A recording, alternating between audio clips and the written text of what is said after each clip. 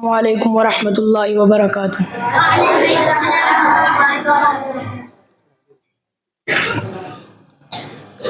الحمد للہ وحدہ والصلاة والسلام علی من لا نبی بعدہ،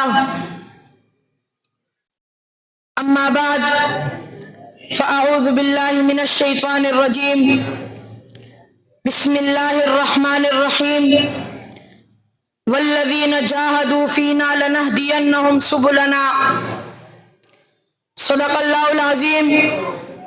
وقال النبی صلی اللہ علیہ وسلم الجہاد ماض الی یوم القیامہ۔ میرے محترم اساتذہ کرام اور میرے ہم نشین طلباء ساتھیوں، السلام علیکم ورحمۃ اللہ وبرکاتہ۔ سامعین محترم، توجہ فرمائے، علامہ محمد اقبال شاعر اسلام تے، حکیم الامت تے، انہوں نے ملت اسلامیہ کے زوال کو شدت سے محسوس کیا۔ وہ یہ سوچ کر خود بھی رنجیدہ تھے اور ملت اسلامیہ کو بھی خون کے آنسو رلا رہے تھے کہ کبھی اے نوجوان مسلم تدبر بھی کیا تو نے، وہ کیا گردوں تھا تو جس کا ہے ایک ٹوٹا ہوا تارا، اسی ٹوٹے ہوئے تارے کو مہے کامل بنانے کے لیے انہوں نے جہاد اور ہر قیمت پر جہاد کا نسخہ تجویز کیا۔ علامہ اقبال صحیح معنوں میں قرآن شناس تھے اور تاریخ اسلام کی روشنی میں سمجھتے تھے کہ جب تک مسلم قوم میں جذبہ جہاد بیدار نہیں ہوگا اس وقت تک جہاد کا لفظ ایک نعرہ ہی رہے گا۔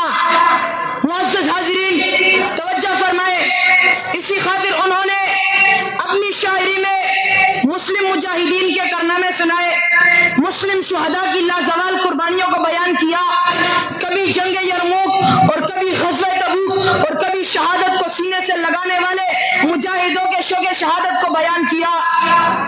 تاریخ کی دعا کے حوالے سے اقبال کے جذبہ جہاد کو کون نہیں جانتا تھا؟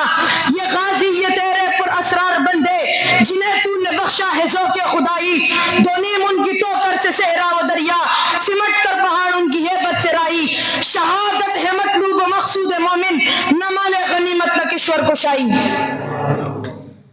اقبال جانتے تھے کہ مسلمان یا تو غازی ہوتا ہے یا شہید، درمیان میں باعزت زندگی کے لیے اور کوئی راستہ نہیں ہے۔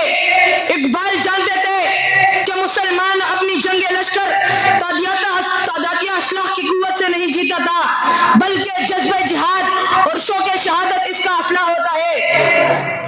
اس لیے کہتے ہیں کافر ہے تو شمشیر پہ کرتا ہے بھروسہ، کافر ہے تو شمشیر پہ کرتا ہے بھروسہ، مومن ہے تو بے تیغ بھی لڑتا ہے سپاہی۔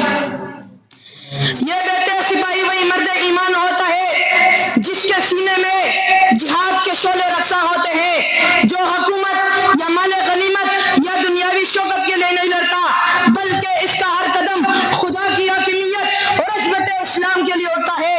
اس پس منظر میں دیکھیے حکیم الامت علامہ محمد اقبال کس شان کے ساتھ غازیان اسلام کے جذبہ جہاد کو سلام عقیدت پیش کرتے ہیں۔ شان آنکھوں میں نجشی کی جانداروں کی، شان آنکھوں میں نجشی کی جانداروں کی، کلمہ پڑھ دیتے ہم چاہوں میں تلواروں کی۔ اور پھر اس لاہوری قوت کا تذکرہ دیکھیے، ٹل نہ سکتے تھے اگر جنگ میں اڑ جاتے تھے، ٹل نہ سکتے تھے اگر جنگ میں اڑ جاتے تھے، پاؤں شیروں کے بھی میدان سے اکھڑ جاتے تھے۔ آج اقبال کا پیغام یہی ہے کہ پہلے ہم خود لا الہ الا اللہ کی تلوار کے ساتھ اپنی نفسانی خواہشات کے عفریت کا سر کاٹنا ہوگا، حرص و ہوس کے بتوں کو پاش پاش کرنا ہوگا، خود آگاہی سے خدا شناسی تک کے مرحلوں کو طے کرنا ہوگا۔ اس خاطر فرماتے ہیں غلامی میں ناکام آتی ہے شمشیریں نہ تدبیریں، غلامی میں ناکام آتی ہے شمشیریں نہ تدبیریں، جو ہوزوں کے یقین پہ داد تو کٹ جاتی ہے زنجیریں، یقین محکم عمل پہ ہم محبت فاتح عالم، جہاد زندگانی میں یہ ہے مردوں کی شمشیریں۔ آج اقبال کا پیغام یہی ہے کہ پہلے ہم خود اپنا محاسبہ کریں، اپنی مسلمان رہ گئے ہیں. سب سے پہلے ہمیں اپنی صفوں میں جہاد کرنا ہوگا تاکہ خاک کے اندر سے ایک نیا جان پیدا کر سکے، وہ جان جہاں ہر طرف توحید و رسالت کے نغمے گونج رہے ہو. میں اقبال کے اس تاریخ سازِ پیغام پر اپنی گزارشات کو ختم کرنا چاہتا ہوں. سبق پھر پڑھ صداقت کا، عدالت کا، شجاعت کا. سبق پھر پڑھ صداقت کا، عدالت کا، شجاعت کا. لیا جائے گا تجھ سے کام دنیا کی امامت کا. وآخر دعوانا الحمدللہ رب العالمین.